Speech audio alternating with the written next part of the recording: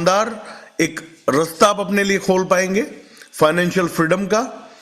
सो आप जल्दी से जल्दी अपने गेस्ट को इनवाइट कर लीजिए, कोई भी साथी छूट ना जाए। राइट, 5 मिनट के अंदर हम लोग सेशन स्टार्ट करते हैं।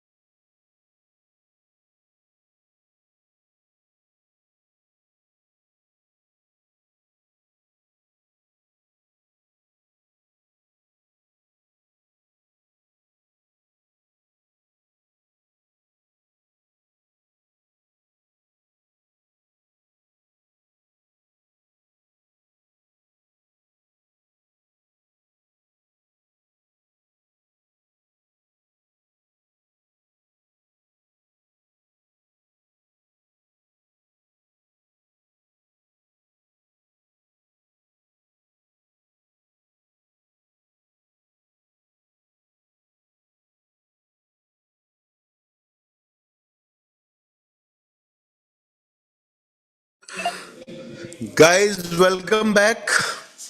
मैं आप सभी से ये कहना चाहता हूं कि जल्दी जल्दी से सेशन में आ जाइए। हमारे प्रेजेंटर मौजूद हैं यहाँ पे, और क्या ही तारीफ करूं मैं उनकी। एक एक शब्द आपको जहन में अगर आपने उतार लिया तो आज आप अपने लिए डिजिटल एसेट्स की दुनिया में एक ऐसी अपॉर्चुनिटी अपने साथ लेके जाने वाले हैं जिसका आपने आज तक ख्वाब भी नहीं देखा होगा। Right, mind my words. क्योंकि आज से पहले जितनी चीजें हमने देखी हैं उसमें और इसमें डिफरेंस तभी आप कर पाएंगे जब आप इस सेशन को पूरा तरीके से अटेंड कर लेंगे। तो मैं यहां पे बुलाना चाहता हूं बहुत ही शानदार गजब के एक्सपीरियंस होल्डर, फाइनेंशियल दुनिया में 15 साल का एक्सपीरियंस है उनका, और डिजिटल एसेट्स की दुनिया में more than 10 years he has spent with digital assets, और कैरेक्टर और एक्सपीरियंस के धनी Pankaj Singh, please welcome sir. आइए और मंच संभालिए। Thank you, sir. Thank you for such a beautiful introduction. Thank you so much. मुझे नहीं मालूम कि मैं डिजर्व करता हूँ नहीं करता, बट बहुत बहुत धन्यवाद आपका इस छोटे से इंट्रोडक्शन के लिए। एंड गाइज, सभी लोगों को मेरा प्यार भरा नमस्कार। A very very good evening to all of you, and I hope you all must be enjoying the profit with LGNS. I hope you all will be enjoying the freedom of money with LGNS, and I hope you all must be आप में से सभी लोग एक बेहतर भविष्य आप यहाँ पर ढूंढ रहे होंगे। आज का सेशन बहुत मुझे ऐसा मेरी कोशिश रहेगी कि आज का सेशन एक काफी इंटरेस्टिंग सेशन हो। आप यहाँ से बहुत कुछ सीख कर जाएं। एंड मैं कहूँगा जितनी जल्दी हो सके, क्योंकि क्या होता है ना, जब आप शुरू से चीजें मिस कर देते हैं तो फिर आगे चलकर चीजों को पकड़ना थोड़ा सा उतना आसान नहीं रहता। राइट, तो मैं चाहूंगा, मैं 2 मिनट और लूंगा। आपके जितने फ्रेंड्स हैं, आपके जितने भी नए ज्वाइनीज हैं, आपके जितने भी ऐसे लोग जो पहली बार इस सेशन को अटेंड कर रहे हैं, या आप में से वो लोग जिनको आज भी क्रिप्टो को लेकर वो कर तो रहे हैं लेकिन कन्विक्शन में अभी भी मींस अभी भी फुल्ली कन्विंस नहीं है क्रिप्टो से, या फिर इस नए जो ये जो नया अध्याय चल रहा है जीवन के अंदर, या फिर हम में से कुछ लोग आज भी कंफ्यूज हैं कि हम सही रास्ते पे चल भी रहे हैं या नहीं रहे। राइट, तो उन लोगों के लिए आज का जूम सेशन बहुत इंपॉर्टेंट है। मैं चाहूंगा कि आप में से मैक्सिमम लोग, कितने लोग हम में से ऐसे हैं जो can they raise their hand, जो आज पेन और पेपर लेकर इस जूम सेशन को अटेंड कर रहे हैं? हाउ मेनी ऑफ यू, हम में से कितने लोग इस जूम सेशन को with pen and paper attend कर रहे हैं? Can I can you guys raise your hand? Can you guys raise your hand? क्या आप अपना हाथ खड़ा कर सकते हैं? कितने लोग ऐसे हैं जो इस जूम सेशन को with pen and paper attend कर रहे हैं? Thank you. नंबर्स कम है, लेकिन मैं चाहूंगा कि जो जिन लोगों ने अभी भी पेन और पेपर नहीं लिया है, ओके, 20-25 लोग अभी तक हैं।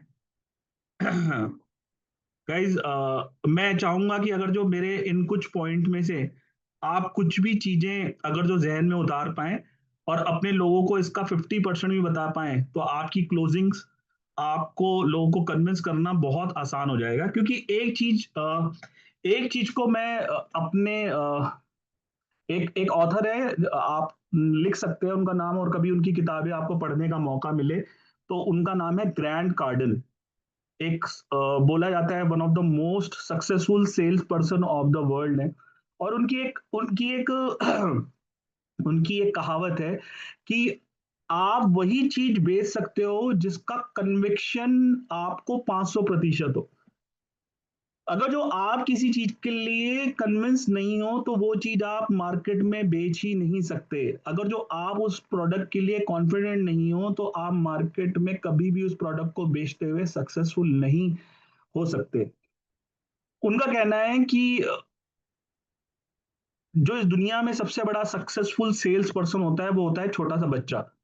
राइट, क्योंकि वो अपनी जिद में इतना कन्विक्शन होता है उसके अंदर कि वो अपनी जिद से या वो अपनी कन्विक्शन से किसी भी चीज को मनवा लेता है। आप देखिए आपके आसपास कोई भी छोटा बच्चा होगा, राइट, वो जब उसको कोई चीज चाहिए होती है तो चाहिए होती है क्योंकि उसका कन्विक्शन स्ट्रांग है कि मैं जो मांग रहा हूँ वो ठीक है। राइट गाइस, कितने लोग इस बात से अग्री करते हैं? How many, can you give me a thumbs up on this? जितने लोग इस चीज से अग्री करते हैं। सो गाइस, मेरा मानना है कि किसी भी काम में आप सक्सेसफुल तभी हो पाएंगे अगर जो उसके लिए आपके मन में 100% कन्विक्शन होगा। और अगर जो किसी चीज के लिए आपके मन में 100% कन्विक्शन नहीं है, अगर जो आप 100% उसके लिए श्योर नहीं हो, तो वो चीज आप बेच ही नहीं पाओगे। राइट गाइस, सो ये जो जूम सेशंस हैं, जो भी हमारा प्रयास है आज की तारीख में, मैंने कभी भी किसी फाइनेंशियल प्रोडक्ट को लेकर, स्पेशली नेटवर्किंग के अंदर, इतने सारे जूम सेशन किसी फाइनेंशियल वाले प्रोडक्ट्स में नहीं देखे। शायद आज तक कभी आवश्यकता ही नहीं थी।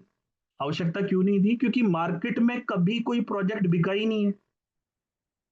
आप समझिएगा, मैं फिर से एक जो लाइन बोल रहा हूं, आज तक उसकी आवश्यकता इसलिए नहीं थी क्योंकि मार्केट में कभी कोई क्रिप्टो प्रोजेक्ट बिका ही नहीं है। आज तक मार्केट में जितने भी चीज बिकी हैं वो सिर्फ स्कीम बिकी हैं।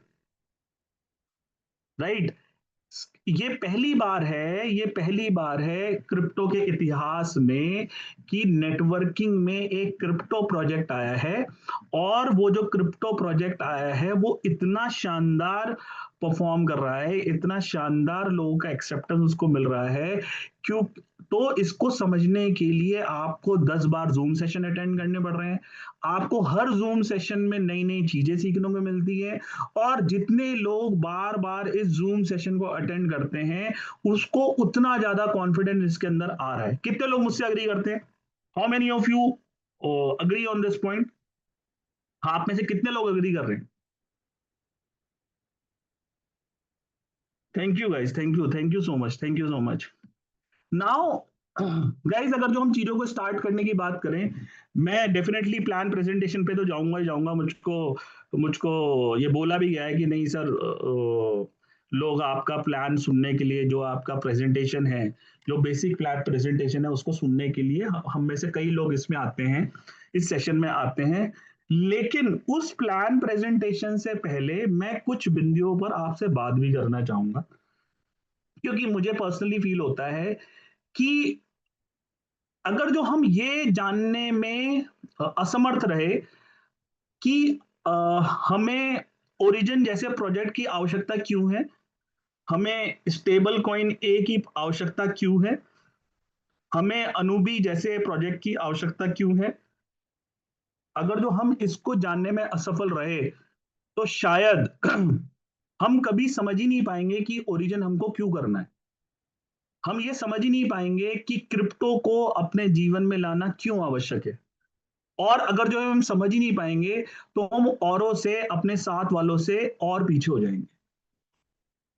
गाइस, कितने लोग मुझसे अग्री करते हैं? How many of you agree on this point? आप में से कितने लोग इस मेरी लाइन से अग्री करते हैं? Are you enjoying this? Right. So मैं चाहूंगा कि आप अगर जो रिस्पॉन्ड करते रहेंगे तो शायद मुझको और मैं और तन्मयता से आपको चीजों को बताने की कोशिश करूंगा। देखिए सर, क्या है कि मार्केट में, मैं आपको बता दूं, जैसे कि सर ने मेरा एक इंट्रोडक्शन दिया कि मैं लगभग लगभग फाइनेंशियल फील्ड में लास्ट लास्ट ऑलमोस्ट ऑलमोस्ट 20 से 21 ईयर्स के बीच में सर्व कर रहा हूँ। 20-21 साल हो गए मुझको सर्व करते हुए फाइनेंशियल फील्ड के अंदर। और आज की तारीख में मेरा जो मेन पोर्टफोलियो लोगों का पोर्टफोलियो मैनेजमेंट करने का ही रहा है। मैं इतने समय से लोगों का पोर्टफोलियो मैनेजमेंट कर रहा हूँ। एंड इन 21 सालों में मैंने फाइनेंस को बदलते हुए देखा है, इन 21 सालों में। और अगर जो मैं अपने बचपन से देखूं, जो भी मेरी लास्ट 40 ईयर्स का एक पूरा टेन्योर रहा है, उसमें मैंने फाइनेंस को बदलते हुए बहुत ज्यादा देखा। मैंने देखा कि जब मैं आज से पहले बचपन में रहा हूं और मैंने अपने फादर को देखा, तो उस समय उनका जो स्थिति थी वो फिक्स डिपॉजिट, उनके पास एक ऑप्शन रहा करता था कि वो फिक्स डिपॉजिट में अपना पैसा रखना पड़ता था, उनको रखना था। उसके बाद मैंने देखा धीरे धीरे क्या हुआ कि लोगों ने थोड़ा थोड़ा बहुत पैसा इंश्योरेंस पॉलिसीज में डालना शुरू करा। जैसे आपने सुना होगा, यूलिप प्लान्स बीच में आए थे। फिर धीरे धीरे लोगों को म्यूचुअल फंड समझ में आए, तो लोगों ने कहा कि नहीं, हम अपने फंड्स को रिस्क पे लेकर आते हैं और म्यूचुअल फंड्स में निवेश करते हैं। फिर धीरे धीरे क्या हुआ कि लोगों ने सन 2005 से लेकर 2015 के बीच में स्टॉक्स में इन्वेस्टमेंट करना शुरू करा। आप देखो, आनंद राठी, आईसीआईसीआई, एचडीएफसी एंड और क्या, और जीरोदा, इस टाइप के बहुत सारे प्लेटफॉर्म आए जो कि लोगों को इन्वेस्टमेंट की दुनिया में एक नया टेस्ट देने लग गए। फिर धीरे धीरे क्या हुआ, इन 2015 2016 के बाद, 17 के बाद, या पिछले 5 या 6 सालों में आपने क्रिप्टो के बारे में सुनना बहुत ज्यादा शुरू करा। But do we really need crypto? हमें क्या सच में क्रिप्टो की आवश्यकता है? तो सवाल उठता है कि आज की स्थिति में आप देखिए और इस चीज को समझने की कोशिश करिएगा कि आज की तारीख में जो गोल्ड है वो ऑल टाइम हाई पे चल रहा है, जो सिल्वर है वो ऑल टाइम हाई पे चल रहा है। समझ रहे हैं आप? आज गोल्ड अपने से हाईएस्ट रेट पर है। चांदी, जो चांदी है वो जो भी उसका मिनिमम रेट था उसके अपने हाईएस्ट रेट पर है। क्या आपको मालूम है कि ये अपनी हाईएस्ट रेट पे क्यों टच कर रहे हैं? हमें से कितने लोगों को पता है? आप सोच रहे होंगे सर टॉपिक से बाहर जा रहे हैं, लेकिन मैं आपको यहीं पर रखूंगा। आपको मैं समझाने की यहां से कोशिश कर रहा हूं कि why this is happening, are you enjoying? आप में से कितने लोग जानना चाहते हैं ये बात कि गोल्ड आज की तारीख में क्यों अपने टॉप पर है और आज की तारीख में चांदी क्यों अपने टॉप पर चल रही है? गाइस, हुआ ये है कि पिछले कुछ वर्षों में आफ्टर कोविड जो यूएस डॉलर है, या जो यूएस डॉलर है उसने धीरे धीरे कर कर अपनी जो इंपॉर्टेंस है वो मार्केट में खोई है। कैसे खोई है? अभी आपने सुना होगा कुछ साल पहले, यानी कि 2 ढाई साल पहले, रशिया और यूक्रेन के बीच में एक वॉर हुआ था। जब रशिया और यूक्रेन के बीच में वॉर हुआ तो उसमें से बहुत सारी कंट्रीज रशिया के अगेंस्ट चली गई कि नहीं, आपको यूक्रेन के ऊपर मतलब आपको यूक्रेन के ऊपर इतना बुरी तरह से फोर्स नहीं करना है, जिसमें से यूएसए भी था, जिसमें से यूके भी था। और आज की में अगर जो आप में से गूगल करेंगे, तो आप गूगल जब ये करेंगे तो हर कंट्री अपने कुछ फंड्स बाहर इंटरनेशनल मार्केट में डालती है। तो रशिया के बहुत बड़ा फंड इन कंट्रीज ने होल्ड कर दिया। राइट? कहने का मतलब कहने का मतलब जो फियाट करेंसी आप और मैं आज की तारीख में इस्तेमाल कर रहे हैं, हम भी जब हमारे यहाँ आईएनआर की प्रिंटिंग होती है तो हमारा जो रिजर्व है उसका बहुत बड़ा परसेंटेज यूएस डॉलर है। और क्योंकि जब पूरी दुनिया में लगा कि नहीं भाई, यूएस और यूके जितनी ये पावरफुल कंट्रीज हैं, ये तो इनके अगर तो हमने इनके हाँ में हाँ नहीं मिलाई तो ये तो हमारे फंड भी रिजर्व कर लेंगे। तो कंट्रीज ने यूएस डॉलर को छोड़कर सिल्वर और गोल्ड जैसे इंस्ट्रूमेंट में पैसा इन्वेस्टमेंट करना शुरू कर दिया। गाइस, आपको समझ में आ रही है बात? ये मेरी जो बात है वो आपको मतलब आप क्लियर हो पा रहे हो उसमें? Can you give me a response on this? So जब हुआ क्या कि जब लोगों को लगा कि नहीं यार, इस टाइप की स्थिति चल रही है तो ये तो कभी भी कोई कुछ भी कर सकता है। तो इन्होंने क्या करा, जितनी भी कंट्रीज थी, चाहे वो जापान हो, चाहे वो चाइना हो, चाहे वो रशिया हो, चाहे वो इंडिया हो, चाहे और बहुत सारी कंट्रीज हो, उन्होंने गोल्ड और सिल्वर को बाय करना स्टार्ट कर दिया। अब गोल्ड और सिल्वर जब कंट्रीज बाय करना शुरू करेंगी तो डेफिनेटली जो रेट होगा वो हाई पर जाएगा। लेकिन क्या आप खुद सोचिए, क्या ये अच्छे साइन है? जी नहीं, ये बिल्कुल भी अच्छे साइन नहीं है। अगर जो स्थितियां ऐसी ही रही तो बहुत जल्दी आप देखेंगे, अगर जो डॉलर के प्रति लोगों का इसी तरीके से विश्वास नहीं रहा, तो आप देखेंगे हमारा तो बहुत बड़ा इकोनॉमिक स्ट्रक्चर, इंडिया का बहुत बड़ा इकोनॉमिक स्ट्रक्चर यूएस के रिजर्व पर है। अब लोग धीरे धीरे गोल्ड और सिल्वर का रिजर्व देख रहे हैं। और क्योंकि क्योंकि यूएस को मालूम है कि भाई इतना बड़ा रिजर्व रखकर, इतना बड़ा हम रिजर्व रख रहे हैं, क्योंकि जितना उन्होंने डॉलर की प्रिंटिंग कर दी है उतना यूएस के पास गोल्ड का रिजर्व भी नहीं है। और अगर जो ये बात लोगों के सामने आ गई तो धीरे धीरे जो यूएस है वो अपनी पावर खो देगा। एंड जो जितनी भी ये कंट्रीज हैं वो उसके अंदर फियाट करेंसी है वो अपनी पावर ही खो चुकी होंगी। और जब फियाट करेंसी पावर खो चुकी होंगी तो आप समझिए, आप घर बैठे बैठे कुछ भी प्लानिंग कर रहे हो, आप अपने घर में बैठे बैठे कुछ भी प्लानिंग कर रहे हो, वो प्लानिंग सब धरा की धरी रह जाएगी। एंड जितने भी लोग आज की तारीख में, क्योंकि इन सब चीजों को हटने के बाद सिर्फ एक ही सॉल्यूशन बचेगा, that is crypto. Because crypto एक ऐसी करेंसी है, या क्रिप्टो एक ऐसी चीज है जो कि किसी व्यक्ति विशेष द्वारा नहीं बनाई गई है। शायद यही चीज, जो ये चीजें आज हो रही हैं, आप सोचिए, कभी आपने सोचा है कि अगर जो आज की तारीख में 500% टैरिफ लगाने की बात चल रही है, अगर जो वो 500% टैरिफ लग गया तो आपके साथ क्या क्या होने वाला है? Have you ever thought about this? क्या आपको ये समझ में आ रहा है? आज एक आज को अगर जो वो टैरिफ लग, क्यों? आज की तारीख में आप अपने जीवन में पूरी दिनचर्या में आप सोचिए, जितना भी चीज आप इस्तेमाल कर रहे हैं उसमें से 60 से 70% बाहर से आ रही है। आप डीजल इस्तेमाल कर रहे हैं, वो बाहर से आ रहा है। आप तेल इस्तेमाल कर रहे हैं, वो बाहर से आ रहा है। आपके घर में कोलगेट आ रहा है, वो बाहर से आ रहा है। आप जो मेडिसिन इस्तेमाल कर रहे हैं, उसका जो रॉ मटेरियल है, वो बाहर से आ रहा है। आप इमेजिन भी नहीं कर सकते कि ऐसी आप जो मोबाइल फ़ोन इस्तेमाल कर रहे हैं, उसकी जो चिप है, वो या तो जापान बनाता है या चाइना बनाता है या फिर यूएसए बनाता है। आप सोचिए, आप जो गूगल इस्तेमाल कर रहे हैं, वो आपका नहीं है। आप जो फेसबुक इस्तेमाल कर रहे हैं, वो आपका नहीं है। जो आप यूट्यूब इस्तेमाल कर रहे हैं, वो आपका नहीं है। जब सारी ही चीज़ बाहर की है, तो क्या आप सिर्फ मेड इन इंडिया करके उस पर आप अपना जीवन यापन कर पाएँगे? नहीं। तो गाइज़, शायद यही चीज़ ओरिजिन की टीम को 2011 में और 2012 में समझ में आ गई थी। Guys, are you guide? क्या आप कनेक्ट हो पा रहे हो मुझसे? मैं जो कह रहा हूँ, क्या आप मुझसे कनेक्ट हो पा रहे हो? शायद यही चीज़ ओरिजिन की टीम को सन 2011 और 2012 में समझ में आ गई थी और उन्होंने इसके ऊपर कोशिश करनी शुरू करी। और जब उन्होंने इसके ऊपर कोशिश करनी शुरू करी, तो यही एक रीज़न है कि आज तक ये ऐसी देखिए, ये मैं जो भी कुछ बोल रहा हूँ, ये मैं अपनी स्टडी बोल रहा हूँ। मुझे भी कहीं से पता नहीं है।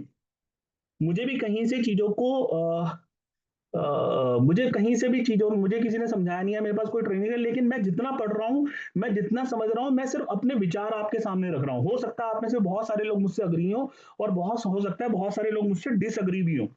लेकिन मुझे ऐसा फ़ील होता है, क्योंकि जब मैं यहाँ पर जाता हूँ और जब मैं यहाँ पर जाकर अगर जो मैं इसके एटर्नल कॉन्ट्रैक्ट को पढ़ता हूँ, ये देखिए, ये इसका सर मेरी स्क्रीन दिख रही है? सर मेरी स्क्रीन दिख रही है? कोई बता सकता है मुझको? बिल्कुल बिल्कुल sir. Right. Thank you sir, thank you. तो सर, अगर जो आप इसका एटर्नल कॉन्ट्रैक्ट देखते हैं और एटर्नल कॉन्ट्रैक्ट को अगर जो सिर्फ पहले पेज भरते हैं, तो इसका मतलब ही यहाँ लिखा है ओरिजिन क्रीड ऑफ फ्रीडम। इसमें लिखा है, we are committed to creating a new parallel social economy order to emphasise absolute freedom, continue to purify the defects of traditional world consciousness and financial system, and help every believer to entertain a utopian mirror world of trust. Our belief will be inscribed in the distributed encryption civilization. What I want to say कि अगर जो आप इस पूरे page को पढ़ोगे, तो मैंने अभी जो आपको स्टोरी बताई, वो आपको बिल्कुल कनेक्ट करेगी। शायद यही चीज इसको समझ में आ गई थी, ये 2010-2011 में इनको समझ में आ गई थी कि ऐसे ट्रेड वॉर भी हो सकते हैं जी, ऐसा भी हो सकता है। और आप किसी कंट्री देखिए, आज की तारीख में एक कॉमन आदमी को देखो, हमें क्या है ना, हम अपने शहर से, अपने कस्बे से, अपने गांव से या ज्यादा से ज्यादा अपने स्टेट से बाहर ही नहीं निकल पा रहे। जियो पॉलिटिकल न्यूज तो आप में और हम में से कोई पढ़ता ही नहीं है, क्योंकि हमको लगता है कि ये इंपॉर्टेंट ही नहीं है। लेकिन आप समझिए कि हमारी सारी चीजें इन्हीं के ऊपर डिपेंड है। अगर जो आप और मतलब कहने का मतलब, आप जितना मर्जी कमा लीजिए, आज की तारीख में यूएसए में क्या हो रहा है, आप देख लीजिए, धीरे धीरे वहां पर इंडियंस की जॉब को वो कर रहे हैं। अगर मैं आपको बताना चाहता हूं कि आज की तारीख में एआई के आने से बहुत सारी jobs, almost almost 72% companies profit इसमें है कि उन्होंने अपनी एम्प्लॉयज की सैलरी काटी है अपने यहाँ।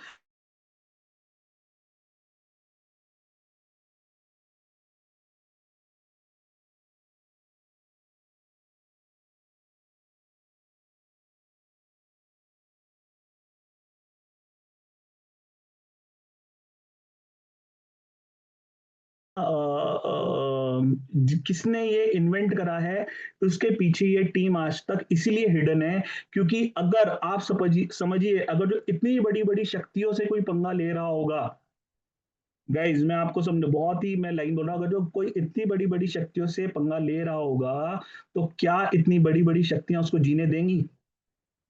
गाइज, क्या आपको मेरे बात में लॉजिक नजर आ रहा है? Team, can you respond on this? क्या आप इसमें रिस्पॉन्ड कर रहे हो? क्या आपको इस बात पे लॉजिक लग रहा है कि अगर जो इतनी बड़ी बड़ी शक्तियां, अगर जो सपोज करो ये प्रोजेक्ट ऐसा करने की सोच रहा होगा, इसीलिए आप समझिएगा, आज की तारीख में स्टेबल ए कॉइन, आपकी तारीख में जो तीन ये जो चीजें हैं, ये पहले से इनके जहन में थी और इन्होंने पहला प्रयास करा। इन्होंने जो पहला प्रयास करा वो ओएचएम के रूप में करा, जो कि सक्सेसफुल तो हुआ लेकिन उतना ज्यादा पॉपुलर नहीं हुआ। वो सक्सेसफुल हुआ है लेकिन उतना ज्यादा पॉपुलर नहीं हुआ, इसीलिए उन्होंने सेकंड प्रयास करा और ओरिजिन को वो लेकर आए। तो जब लोग मुझसे बात कर रहे होते हैं ना, जब लोग मुझसे पूछ रहे होते हैं कि सर एलजीएनएस का रेट क्या है, तो मैं अपने मन ही मन सोच रहा होता हूँ कि गाइज अब क्या ही होने वाला है। हम लोग अभी भी इस प्रोजेक्ट को एज ए नेटवर्किंग प्रोजेक्ट की तरफ देख रहे हैं। और तभी आप देखिए कि ये जो ओरिजिनल का एटर्नल कॉन्ट्रैक्ट आ गया था, ये 2024 के स्टार्टिंग में आ गया था। और अगर जो आप इसके 35 पेज पे चले जाओगे, 35वें पेज पे चले जाओगे, आप इसको चेक करिए। आप इसको अगर जो पूरे पढ़ेंगे तो आपको काफी चीजें समझ में आएंगी। लेकिन अगर जो आप इसके 35th पेज पे चले जाओगे यहाँ पर, तो यहाँ पर पहले ही दिन they were very much clear कि उनको 3 कॉइन लेकर आ रहे हैं। Introduction to origin 3 major token. First is LGN जिसकी पब्लिक चेन पॉलीगॉन होगी, और इस ये कास्टिंग इश्यूएंस होगी। User can obtain in 3 ways among which origin issued through casting based on sale of liquidity bond, reserve bond. भाई यहाँ पर आप एलजीएनएस के स्वैप पूल से सीधा एलजीएनएस खरीद सकते हो। यहाँ पर आप लिक्विडिटी की एलपी बॉन्ड के थ्रू खरीद सकते हो, और रिजर्व बॉन्ड के थ्रू आप यहाँ पर एलजीएनएस खरीद सकते हो। सेकेंड चीज इन्होंने यहाँ पर नोट डाउन पहले इस दिन कर दी थी कि अनुबी का प्राइवेसी ब्लॉकचेन है, और इस प्राइवेसी ब्लॉकचेन का 21 मिलियन की इसकी टोटल इश्यूएंस रहेगी। और इस अनुबी का क्या रोल रहेगा पूरे उसमें, इसके बारे में ऑलरेडी ये लोग पहले ही मेंशन कर चुके थे, आज से 2 से 2.5 साल पहले। इसका टेक्निकल वो क्या रहने वाला है, इसका कौन सा मॉडल रहने वाला है, आप यहाँ पर सारा चीज इसको पढ़ सकते हो, क्योंकि टाइम की कमी है, बहुत ज्यादा इस पे on third stable a coin, यानी कि जिसकी अब यहाँ पर लिखा हुआ है गाइज। अब आप कुछ लोगों को कंफ्यूजन है, हम में से कुछ लोगों को कंफ्यूजन है कि आज जो ए कॉइन है ना, वो पॉलीगॉन की ब्लॉकचेन पर है। भविष्य में इसकी पब्लिक ब्लॉकचेन अनुबी ही रहेगी। गाइस यहाँ पर लिखा हुआ है। और आप सोचो जब जिसकी पब्लिक ब्लॉकचेन अनुबी रहेगी, एंड मैं यहां पर बहुत चीजें खोलकर नहीं बोलना चाह रहा हूं, लेकिन आप सोचो कि आज की तारीख में यूएसए का कॉम्पिटिटर कौन है। कैन क्या आप में से कोई चैट बॉक्स पे लिख सकता है कि यूएसए का कॉम्पिटिटर कौन है आज की तारीख में? Who is the competitor of USA? क्या आप लिख सकते हैं चैट बॉक्स में? अब मैं आपको बहुत ज्यादा लंबा हिंट नहीं दूंगा, लेकिन आप समझिए कि जो भी यूएसए का कॉम्पिटिटर है, उसका इस प्रोजेक्ट में सबसे ज्यादा कम्युनिटी है। एंड ये बहुत बड़ा टर्न अराउंड हो सकता है आप लोगों की लाइफ में, आप अभी समझ नहीं पा रहे हैं। जितनी मैं इसको पढ़ रहा हूं, जितना मैं इसको समझने की कोशिश रहा हूं, और अगर जो आप इस चीज को समझेंगे, यहां पर एक एक चीजें पहले से मेंशन्ड है। दिस वाज मेंशन्ड इन 2020, तो उनको मालूम है गाइस कि वो क्या कर रहे हैं। तो don't get confuse, do not get confuse. हम में से बहुत सारे लोग ऐसे हैं जिन्होंने आज तक ए कॉइन लिया ही नहीं है।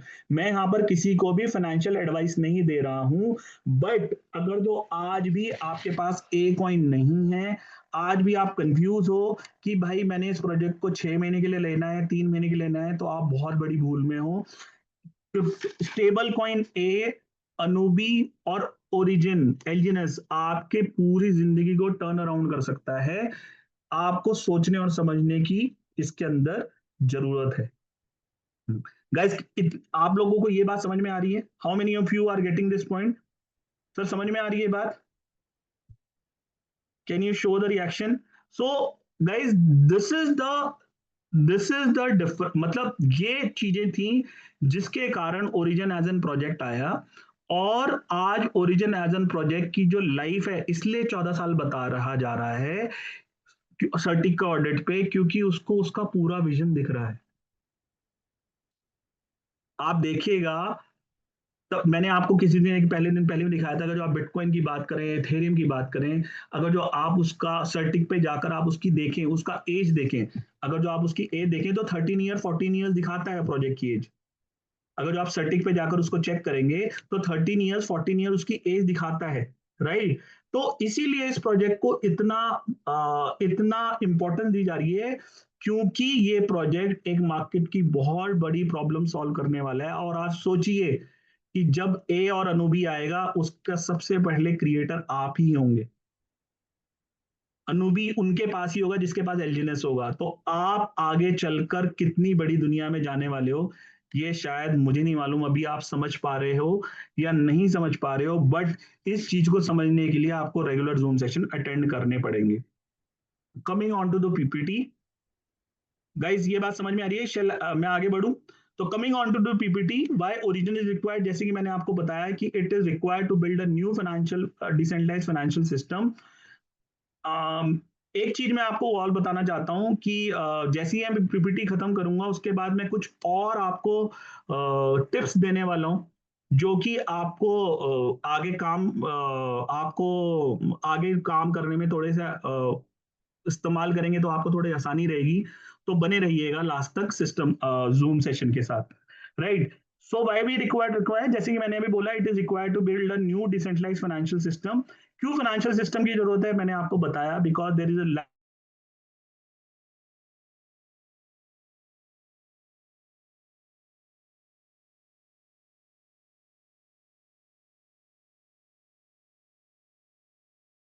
गाइस, मैं आज आपको एक और लाइन बोल रहा हूँ और इसको प्लीज इस्तेमाल कर रहा है। जो भी फियाट करेंसी, आप चाहे किसी भी देश के हो, ये बहुत जल्दी ये फियाट करेंसी आपकी जिंदगी से खत्म होने वाली है। फिर से बोल रहा हूँ, ये जो भी फियाट करेंसी आप इस्तेमाल कर रहे हो, ये मैं पढ़ता हूँ, जितना मैं ट्विटर पे देख रहा हूँ, जितना मैं इकोनॉमिस्ट को पढ़ रहा हूँ, ये फियाट करेंसी, शायद ये चीज आपको मजाक लगे अभी, ये बिल्कुल वैसी ही हो जाएगा जैसे कि आज से 10 साल पहले या 15 साल या 20 साल पहले आपके घरों में पीली पीले कलर की एक चिट्ठी आया करती थी, या नीले कलर की एक चिट्ठी आया करती है, और आज वो आज तक आपको देखने को नहीं मिलती, वो विलुप्त हो चुकी है। या आज से 15 से 20 साल पहले जब शादियां हो करती तो एक कोडेक का कैमरा कला चल रहा करता था, जो घरों में लोगों के पास होता था, और आज आपको वो नहीं दिख रहा है। या आज से 15 से 20 साल पहले आपको नोकिया का 3315 दिख रहा होता था, और कई लोगों का सपना हुआ करता था कि नहीं, उनके घरों में फोन होंगे भी नहीं होंगे, और आज की तारीख में आज हर व्यक्ति के हाथ में मोबाइल है। सो ये बिल्कुल मैं उसी तरीके से बोल रहा हूँ। तो शायद आप अगले से 5 से 7 सालों में देखेंगे कि जो फियाट करेंसी आप इस्तेमाल कर रहे हैं वो खत्म ही हो जाएगी, राइट? तो इसलिए क्रिप्टो का इन्वॉल्वमेंट लाइफ में इसलिए भी बहुत इंपॉर्टेंट है। और क्योंकि जब भी कोई चीज सेंट्रल पावर में होती है तो उसको मैनिपुलेट करना आसान होता है। उसको आज की तारीख में वर्ल्ड में लोगों के पास दो ही ऑप्शन है। अगर जो उसको वो करना है, या तो उसको यूएसए की तरफ जाना पड़ेगा, या उसको चाइना की तरफ जाना पड़ेगा। मींस आपको इन दोनों में से किसी एक को एक्सेप्ट करना पड़ेगा, तभी आप आज की तारीख में वर्ल्ड में रह सकते हो, क्योंकि आपकी मैक्सिमम चीजें इन्हीं के ऊपर डिपेंड हो चुकी हैं। सो हुआ क्या कि फेडरल रिजर्व पहले सिस्टम हुआ करता था, और वहां पर ये बोला गया था 1944 के अंदर कि भैया हम यूएस को बीच में एक सेंट्रल करेंसी बनाएंगे, और यूएस अपना सारा फंड गोल्ड रिजर्व रखेगा फेडरल रिजर्व के पास, और जिससे कि यूएस का डॉलर प्रिंट होगा। बट ये 1971 तक चला, और उसके बाद ये जो रजीम बना था ये टूट गया, और यूएस उसके बाद अपना dollar without gold reserve print करने लगा। लेकिन बाकी कंट्रीज ने यूएस डॉलर को अपने यहाँ स्ट्रैटेजिक रिजर्व बना लिया, राइट? तो उससे क्या हुआ? उससे ये हुआ कि ग्लोबल फाइनेंशियल मार्केट में यूएस डॉलर एक बिल्कुल डोमिनेटिंग बन गया। आज की तारीख में आपको यूएस को फॉलो करना पड़ता है, तभी बाकी सारी चीजें हो रही होती हैं। उससे क्या हुआ कि बहुत बड़ी बड़ी इकोनॉमीज को वो सरप्रेस करने लग गया, ट्रेड में इम्बैलेंस आने लग गया, और आज आप वो देख रहे हो कि आज कितनी पॉलिटिकल टेंशन मार्केट में जियो में चल रहा है। ओरिजिन का मिशन ये था कि जैसे बिटकॉइन एक डिसेंट्रलाइज फाइनेंशियल सिस्टम लेकर आया है, जिस तरीके से इथेरियम ने एक स्मार्ट कॉन्ट्रैक्ट लेकर आया, और एक डिसेंट्रलाइज स्मार्ट कॉन्ट्रैक्ट लेकर आया, तो उसी तरीके से ओरिजिन इस पूरे वर्ल्ड में डिसेंट्रलाइज फाइनेंशियल सिस्टम लेकर आ रहा है, that is tamper proof, fully automatic, secure, private and fair. इन्होंने जो पहला जो इस टाइप के जो प्रोडक्ट थे, क्योंकि आज से पहले या तो प्री माइंड कॉइन आपने देखे होंगे, या बिटकॉइन की माइनिंग जैसे हुआ करती थी वैसे आपने चीजें देखी होंगी। लेकिन एल्गोरिथमिक एल्गोरिथमिक दो तरह के कॉइन थे, एक स्टेबल कॉइन, एक non stable coin. Luna coin आपने सुना होगा, जिसके अंदर एक स्कैम भी हुआ था, वो पहला एल्गोरिथमिक स्टेबल कॉइन था। लूना प्रोजेक्ट में क्या था कि लूना प्रोजेक्ट में इन लोगों ने लोगों के साथ प्रॉमिस करा था कि हम स्टेबल मतलब यूएसडीटी के बराबर में स्टेबल कॉइन बनाएंगे, और उसके अंदर कुछ फंक्शन लगाए थे। उस स्टेबल करने के चक्कर में लूना प्रोजेक्ट फेल हुआ था। लेकिन जब ओएचएम आया तो उन्होंने इसके ऊपर वर्क करा कि नहीं, हम एल्गोरिथमिक नॉन स्टेबल कॉइन बनाएंगे। और अगर आज भी आप ओएचएम के बारे में देखेंगे तो बहुत अच्छी फिगर्स इनकी रही हैं जिन्होंने नॉन स्टेबल कॉइन पे काम करा, और आज भी ओएचएम बहुत सक्सेसफुली रन कर रहा है। नाउ जब एलजीएनएस आया तो एलजीएनएस को और इफेक्टिवली बनाने के लिए, और क्योंकि पूरे इकोसिस्टम को फाइंड करने के लिए एलजीएनएस का जन्म हुआ। एंड मैं आपको बनाना चाहता हूं गाइस कि ओरिजिन के प्रोजेक्ट के लिए या स्टेबल ए कॉइन के लिए या अनुबी की ब्लॉकचेन के लिए एलजीएनएस का रोल सिर्फ और सिर्फ इसके फाइनेंशियल रिजर्व को स्ट्रॉन्ग करना है, इसके ट्रेजरी रिजर्व को स्ट्रॉन्ग करना है, इसकी सिस्टम को मजबूती देना है। सिर्फ एलजीएनएस का वही रोल है। एंड मैं लोगों को बोलता हूं, हम में से बहुत सारे लोग आज एलजीएनएस को लेकर ही बहुत सेटिस्फाई हो चुके हैं। मतलब क्योंकि बहुत सारे लोग हैं जो महीने का 1 लाख 2 लाख 5 लाख रुपया सिर्फ और स्टेकिंग से कमा रहे हैं। मैं कह रहा हूं, मुझे ऐसा लगता है कि भाई ये एलजीएनएस सिर्फ अभी चूरन है। अभी असली पैसा तो आप अनूबी और ए पर कमाने वाले हो। कितने लोगों को मेरी इस बात पे विश्वास है? हाउ मेनी ऑफ यू अब मुझसे आप इस बात से मुझसे तक वो रखते हैं कि आप में से बहुत कितने लोग मुझसे अग्री करते हैं कि अभी तो सिर्फ हम लोगों ने चूरन कमाया है, इसके बाद अभी बहुत सारी चीजें हैं जो यहाँ से आप कर सकते हैं। और आप अगर जो लेजिटिमेट तरीके से चीजें करेंगे तो बहुत अच्छे से करेंगे। आप एफआईयू रजिस्टर्ड से डाई खरीदिए, एलजीएनएस खरीदिए, आप आगे की तरफ बढ़िए और बहुत सारी चीजें आप वहां पर कमा सकते हैं। आप नंबर एक तरीके से साफ सुथरे तरीके से यहाँ पर पैसा कमा सकते हैं, क्योंकि लोगों के मनों में ये भी भ्रांति है कि नहीं यार एलजीएनएस एक सट्टा है या क्रिप्टो में सिर्फ सट्टे वो कर। अगर जो आप राइट तरीके से आते हैं, आप एफआईयू रजिस्टर्ड उससे आप डाई खरीदिए, डाई से आप एलजीएनएस खरीदिए, आप अपने उसमें लेकर आइए और स्टेकिंग कर कर आप रिवॉर्ड पाइए। सो अभी तो हम सिर्फ चूरन कमा रहे हैं यहाँ से। तो एलजीएनएस का जो मेन चीजें हैं वो 4 चीजों के ऊपर डिपेंड करती है। First is collateral, second is bond, third is treasury and fourth is minting. जैसे कि एक बैंकिंग के फाइनेंशियल सिस्टम में इन इन चारों टर्म्स का इस्तेमाल होता है उसी तरीके से, क्योंकि ये बैंकिंग ही प्रोड्यूस करने वाला है, तो यहाँ पर ये चारों चीज होती है। कोलेट्रल मतलब कोलेट्रल चीजों की स्थिरता देता है। कोलेट्रल चीजों की कैसे स्थिरता देता है? जैसे मुथूट फाइनेंस में आप जाते हैं, वहां पर आप गोल्ड रखते हैं और गोल्ड के अगेंस्ट आपको लोन मिल जाता है। तो वो जो लोन होता है वो सिक्योर्ड लोन होता है, राइट? जब वो लोन सिक्योर्ड लोन होना है तो संस्था को पता होता है कि कभी भी ये फेल नहीं होगा।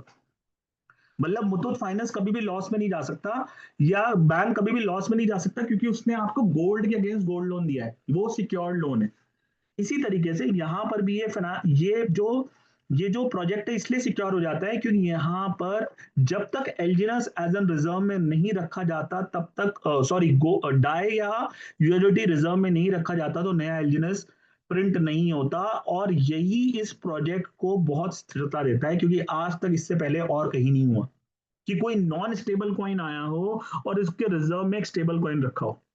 भाई आज तक हुआ है क्या कहीं पर? Can you respond on this? This is a very important point जिसको आपको समझना चाहिए। हम में से मैं जब लोगों से मिलता हूँ, कई लोग मुझको फोन करते हैं, अरे सर एलजीएनएस का भविष्य क्या है? अब मुझे कभी समझ ही नहीं आता कि भाई या तो तुमने जूम सुनी नहीं है, या तुम समझकर कुछ जानना चाहते नहीं हो, या तुम कुछ आरएनडी करना नहीं चाहते। जिस चीज के पीछे ऑलरेडी एक कोलेट्रल रख दिया हो वो चीज कभी फेल ही नहीं हो सकती। Guys how many of you agree on this point? आप में से कितने लोग यहाँ पर मेरे इस पॉइंट पे अग्री करते हैं? प्लीज रिस्पॉन्स देते रहिएगा। जिस चीज के पीछे कभी सिक्योर्ड लोन फेल होते देखेगा? कभी भी क्या बैंक जो होम लोन प्रोवाइड कर रहा है क्या वो फेल हो जाएगा जब होम ही उसके उसमें गिरवी है? तो यहाँ पर एज एन कोलेट्रल आपका डॉलर रखा जाता है। Second is bond. बॉन्ड का जो रीजन होता है वो प्राइस कोऑर्डिनेशन को संभालता है। जब मैं एलजीएनएस में फर्स्ट टाइम आया तो मुझको यही टेंशन थी, भैया जब इतनी ज्यादा एलजीएनएस की मिंटिंग होती चली जा रही है, लोग इतना ज्यादा प्रिंट होता चले जा रहा है, तो ये कैसे इसकी चीजें प्राइस कोऑर्डिनेशन ये कैसे संभालेगा? क्योंकि आज से पहले हमने बहुत सारे प्रोजेक्ट को फेल होते हुए देखा कि भाई प्रिंट तो होते थे, एक तो उनके पीछे कोलेट्रल नहीं होता था, और वो जब प्रिंट होते थे तो फिर जब सप्लाई बढ़ जाती थी तो फिर डिमांड कम हो जाती थी एंड प्रोजेक्ट फेल हो जाता था। बट यहाँ पर जो बॉन्ड का एक सिस्टम है वो इसके पूरे प्राइस के कोऑर्डिनेशन बना के रखता है, और जैसे ही मार्केट में प्राइस ऊपर जाता है तो जो लिक्विडिटी बॉन्ड्स में डिस्काउंट आ जाता है, लोग वहां पर एलजीएनएस परचेज करना शुरू कर देते हैं, उससे मार्केट में सप्लाई बढ़ जाती है कॉइन्स की, और जैसी ही कॉइन की सप्लाई बढ़ती है तो तो कॉइन का रेट नीचे आ जाता है। ये जो प्राइस कंट्रोल का मैकेनिज्म है, इसके लिए मैं एक अलग से एक जूम सेशन लूंगा, may be next zoom session लूंगा, आप बने रहिएगा नेक्स्ट जूम सेशन में। ये जो प्राइस मेंटेनेंस का जो मैकेनिज्म है मैं उसको भी समझाऊंगा, फिलहाल के दौर में मैं आपको छोटे उस पर इतना ही समझा रहा हूँ। ट्रेजरी रिजर्व क्या है? ट्रेजरी जैसे कि किसी भी बैंक, किसी भी देश के लिए जो ट्रेजरी होती है बहुत इंपॉर्टेंट होती है। ट्रेजरी तब काम में आती है जब उसकी अर्थव्यवस्था में कोई दिक्कत हो रही होती है, राइट? तो हर देश अपने ट्रेजरी बनाता है, स्ट्रैटेजिक रिजर्व बनाता है। इसी तरीके से कि जब भी आप यहाँ पर बॉन्ड्स में परचेसिंग करते हैं, देखिए जब आप एलजीएनएस को स्वैप करते हैं, वो आपका लिक्विडिटी पूल में जाता है। वो लिक्विडिटी पूल में कहाँ पर जाता है, अब आप उसको समझ सकते हैं अगर मैं आपको यहाँ पर दिखाऊं, क्योंकि कुछ कंफ्यूजन रहते हैं। अगर जो आप यहाँ पर जाएंगे, अगर जो पॉलीगॉन की ब्लॉकचेन में जाएंगे यहाँ पर, और अगर जो आप यहाँ पर होल्डर्स पे जाएंगे, तो जब आप होल्डर्स पे जाते हैं तो अगर जो यहाँ पर आपको बहुत सारे स्मार्ट कॉन्ट्रैक्ट्स नजर में आते हैं, है ना, जैसे कि बोला गया है, तो ये जो थर्ड वाला जो स्मार्ट कॉन्ट्रैक्ट है एफबी वाला, जब भी आप स्वैप करते हैं तो यहाँ पर लिक्विडिटी पूल में पैसा चला जाता है और यहीं पर एलजीएनएस रखे हैं, वहीं से आपको एलजीएनएस मिल जाते हैं।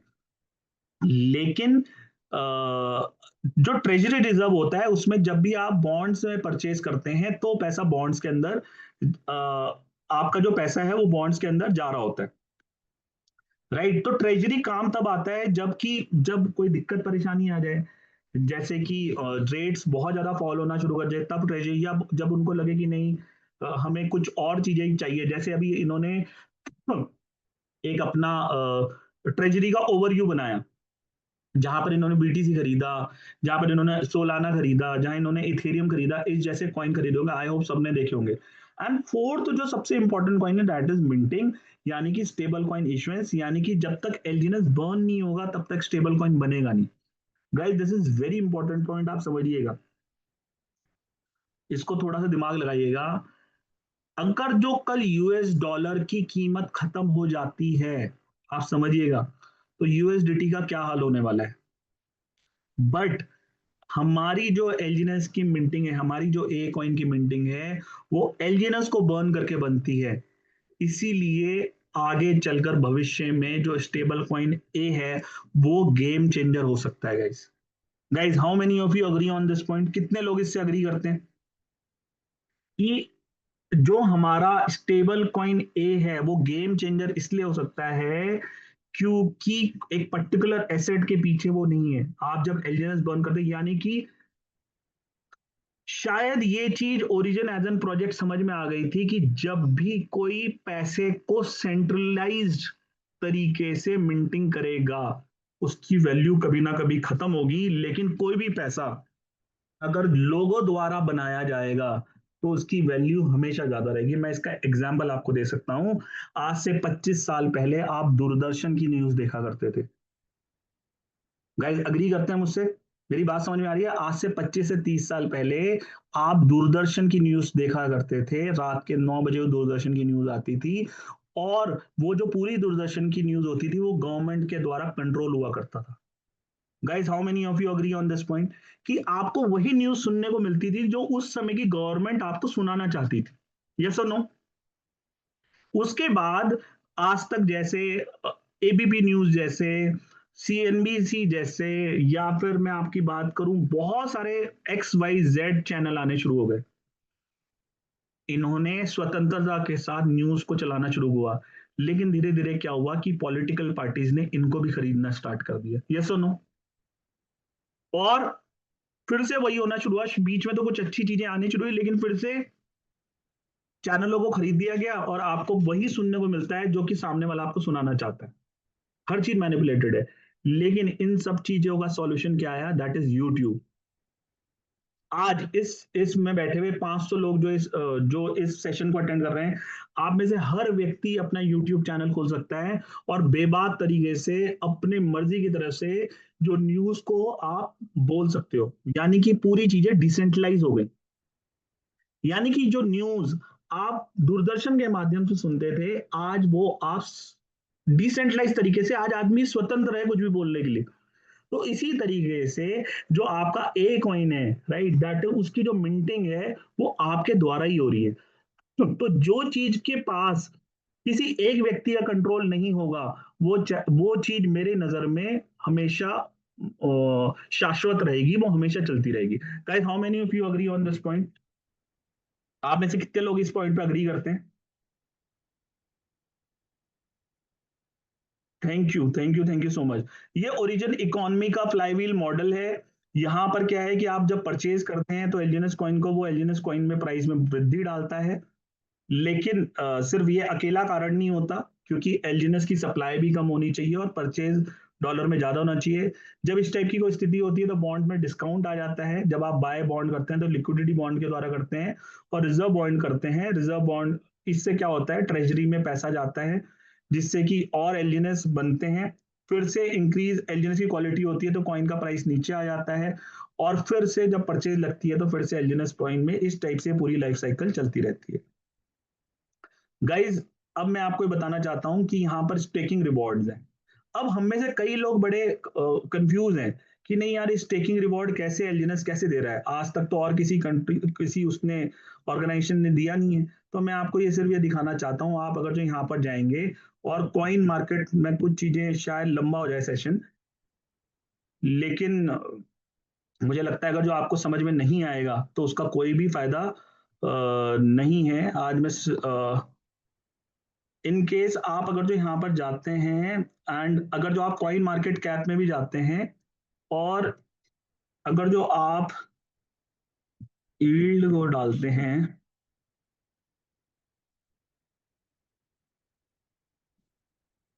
नहीं गाइज, आई होप सेशन आपको बोर नहीं कर रहा होगा। आई होप द सेशन आपको बोर नहीं कर रहा होगा। मैं कुछ आपके साथ चीजें शेयर कर रहा हूँ कि अब लेट मी चलिए, ये शायद मुझे अभी तो नहीं दिख रहा है। मैं नेक्स्ट उसमें अपना आपको एक ईल्ड के ऊपर मैं आपको चीजें दिखाना चाहता हूँ कि हाँ, वो मुझे अभी नहीं दिख रहा है। एंड शायद मैं नेक्स्ट उसमें जब बात करूंगा तो मैं आपके साथ उस पर डेफिनेटली बात करूंगा कि एक ईल्ड का भी एक इसमें ऑप्शन आता है, जहां पर कि बहुत सारे कॉइन्स बहुत अच्छी अच्छी ईल्ड देते हैं, लेकिन ये एलजीएनएस जो है वो आपको मैक्सिमम ईल्ड दे रहा है। जब स्टेकिंग रिवॉर्ड पर आते हैं तो यहाँ पर 0.2 आज की तारीख में सबसे मिनिमम इसकी परसेंटेज रही है, और मैक्सिमम परसेंटेज 0.4 रही है। यानी कि जब आप एलजीएनएस को यहाँ पर स्टेक करते हो तो आपको रिवॉर्ड के अंदर एलजीएनएस कॉइन आते हैं, और जब रिवॉर्ड के अंदर वो एलजीएनएस कॉइन आते हैं, वो एलजीएनएस कॉइन जितने भी आपको हर 8 घंटे में आते हैं, आप उसको कभी भी सेल कर सकते हो। अब लोग इसमें कंफ्यूज हैं कि अगर जो मार्केट का प्राइस ऊपर जाता है तो लोगों को बहुत अच्छा लग रहा होता है, लेकिन जैसे ही मार्केट का प्राइस नीचे आता है, एलजीएनएस का प्राइस नीचे आता है, लोग अपना पूरा पोर्टफोलियो बेच देते हैं। मैं सिर्फ आप लोगों से ये समझाना चाहता हूं भाई, कि सपोज करो आप एलजीएनएस में पैसा ना लगाकर बिटकॉइन की माइनिंग मशीन खरीद रहे होते। आज बिटकॉइन की जब अगर जो माइनिंग मशीन खरीदते हो, तो अगर जो आप बिटकॉइन के माइनिंग सेटअप लगाओगे तो आपका अच्छा खासा पैसा लगता है, और आपको वहां पर एज एन रिवॉर्ड बिटकॉइन आते हैं। आपको मालूम है वो बिटकॉइन सेल हो रहा है, आपको मालूम है वो बिटकॉइन सेल होगा। तो आप जितना बड़ा सेटअप लगाओगे आप उतने ज्यादा बिटकॉइन माइन कर सकते हो। लेकिन जिस दिन आपने बिटकॉइन की माइनिंग सेटअप खरीद लिया, कब क्या कभी आपको ये स्ट्रेस होगा कि नहीं, मुझको बिटकॉइन का प्राइस 1 लाख जाना चाहिए, 2 लाख? डेफिनेटली आदमी चाहेगा कि नहीं, ज्यादा जाए तो उसको ज्यादा प्रॉफिट मिलेगा। लेकिन आप इस चीज के लिए तो एश्योर रहोगे ना कि बिटकॉइन आपको मिलेगा ही मिलेगा। The same is here. यहां पर जब आप एलजीएनएस का पैकेज खरीदते हो तो आप मन में ये बनाओ कि मैं एलजीएनएस की मिंटिंग मशीन खरीद रहा हूं। आप जितना बड़ा पैकेज खरीदोगे, उतनी ज्यादा आपके पास एलजीएनएस को बनाने की मिंटिंग पावर आ जाएगी। आप $1000 का खरीदते हो तो उस हिसाब से एलजीएनएस मिलेंगे। आप $5000 का खरीदते हो तो आपको उस हिसाब से मिलेंगे। आप $10,000 का खरीदोगे तो आपको उस हिसाब से एलजीएनएस आएंगे, आप $1,00,000 का खरीदोगे तो आपको उस हिसाब से एलजीएनएस आएंगे, और आप एक एलजीएनएस खरीदोगे तो आपको उस हिसाब से आएंगे। Guys, are you understanding this point? कितने लोगों को मेरी बात समझ में आ रही है? सो वो एलजीएनएस आपके कभी भी बिकते चले जाएंगे, एंड जब वो एलजीएनएस आपके बिकने चले जाएंगे तो आपको कभी मतलब ही नहीं रहेगा कि प्राइस वो मेरा $1 पे बने, $5 पे बने, या $10 पे बने। यकीन मानिए, मैं कभी भी प्राइस को देखकर इसलिए वो नहीं करता हूं, क्योंकि मेरा माइंड सेटअप है कि मेरे पास इतने बड़े पोर्टफोलियो का एलजीएनएस की मिंटिंग मशीन है, और ये एलजीएनएस चलता जाएगा, और मेरा एलजीएनएस जब भी आएगा वो बिकेगा बिकेगा। क्यों? क्योंकि उसकी लिक्विडिटी पूल इतना तगड़ा हो चुका है, उसका मार्केट कैप इतना बड़ा हो सकता है, राइट?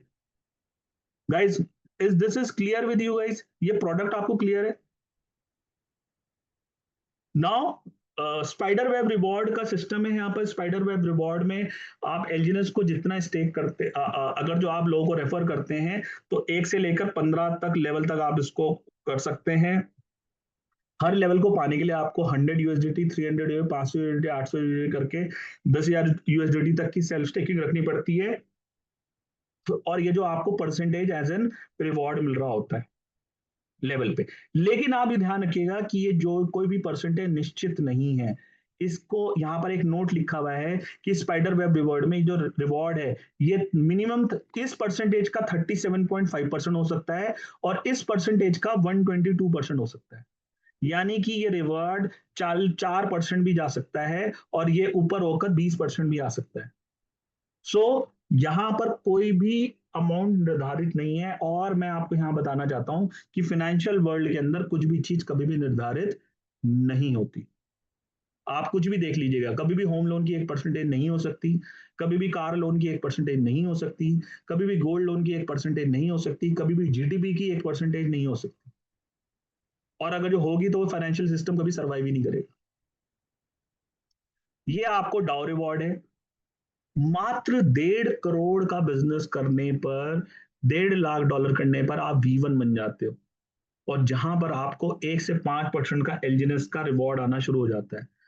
मुझे नहीं लगता, अगर जो आप इतनी अच्छी परसेंटेज पर अगर जो ये काम नहीं कर सकते, तो आई रियली डाउट कि फिर क्या ही हो पाएगा हमसे, राइट? आज धीरे धीरे काम करते करते मैं इस सिस्टम में एज एन V3 हूँ, राइट? और बहुत जल्दी आपके सामने आप लोग के आप लोग की दुआओं से V4 या V5 तक मैं पहुंचने वाला हूँ। एंड सर, V1 करने के लिए आपको 3 लैक्स में $50,000 का बिजनेस करना पड़ता है। आपकी इनकम 5 लाख से 10 लाख के बीच में हो जाती है। सेमुराई करने के लिए आपको 1.5 लाख करना पड़ता है। आपको वहां पर V2 बनने पर आपको कम से कम इनकम आपकी 10 से 20 लाख के बीच में होती है।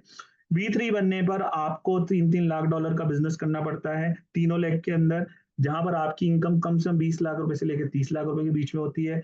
मैसेंजर में आपको V4 बनने के लिए 5-5 लाख डॉलर का बिजनेस करना पड़ता है। यहाँ पर आपको इनकम ऑलरेडी 50 लैक्स के टच होती है, और V6 करने के लिए इसके बाद की चीजें होती है। आपको इतने कॉइन्स इस पर आते हैं जिसको आप मार्केट में कभी भी सेल करके आप उसमें बेनिफिट ले सकते हो। नाउ इस पूरे मैकेनिज्म में एक बहुत इंपॉर्टेंट चीज है कि आज आप देखें तो एलजीएनएस ने जो सबसे अच्छी काम करा है वो ये करा है कि इसकी जो ट्रांजेक्शन हैं वो बहुत ज्यादा है। अगर जो आप यहाँ पर आते हैं, इफ यू कम हेयर, और अगर जो मैं ये आप देखिए, मेरी स्क्रीन दिख रही है आप लोगों को? आई होप मेरी स्क्रीन आपको दिख रही है guys. Yes, it's completely visible. Right right. So अगर जो आप देखिए, ये जो ट्रांजेक्शन है यहाँ पर, आप देखते हैं 7,24,000 ट्रांजेक्शन है। अब लोग कंफ्यूज हैं कि भैया यहाँ तो 1,55,000 ट्रांजेक्शन है, 5,70,000 तो बेच रहे हैं। तो आप देखिए कि जब भी कोई माल बिकता है तो उसकी 3 ट्रांजेक्शन यहाँ पर दिख जाती है। आप देखिएगा, ये 3 ट्रांजेक्शन दिखी, जब भी कोई माल बिकेगा 3 होगी। तो हमेशा जब भी सेलिंग होगी, यानी कि जब भी सेलिंग होगी उसका 3 गुना यहाँ पर सेल इसलिए दिखेता है क्योंकि जब भी आपका कोई भी टोकन सेल होता है तो वो 3 उसकी ट्रांजेक्शन हो जाती हैं। 3 ट्रांजेक्शन में 2.1% burn buy back and burn हो जाता है। 0.9% इकोलॉजिकल इंसेंटिव आ जाता है, यानी कि जो जिसने इस सिस्टम को क्रिएट करा है उसकी फीस है, और 2% का जो है वो फोमो पॉड बोनस पूल में चला जाता है। अब फोमोपॉड बोनस पूल क्या है? यहाँ पर आपका जो ये 2% है, ये 3 भागों में बढ़ जाता है। क्या कहते हैं,